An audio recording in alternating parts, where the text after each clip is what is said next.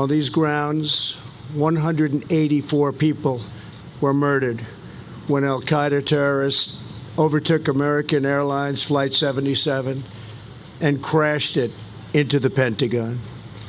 For every American who lived through that day, the September 11th attack is seared into our soul. It was a day filled with shock, horror, sorrow, and righteous fury. I vividly remember when I first heard the news. I was sitting at home watching a major business television show. Early that morning, Jack Welch, the legendary head of General Electric, was about to be interviewed when all of a sudden they cut away. At first, there were different reports. It was a boiler fire, but I knew that boilers aren't at the top of a building. It was a kitchen explosion in Windows on the World.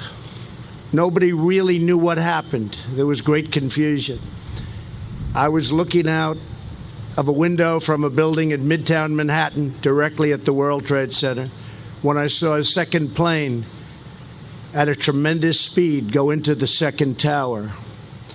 It was then that I realized the world was going to change.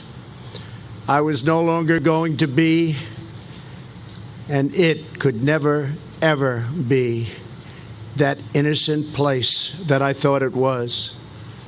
Soon after, I went down to Ground Zero with men who worked for me to try to help in any little way that we could. We were not alone. So many others were scattered around, trying to do the same. They were all trying to help. But for the families who join us, this is your anniversary of personal and permanent loss.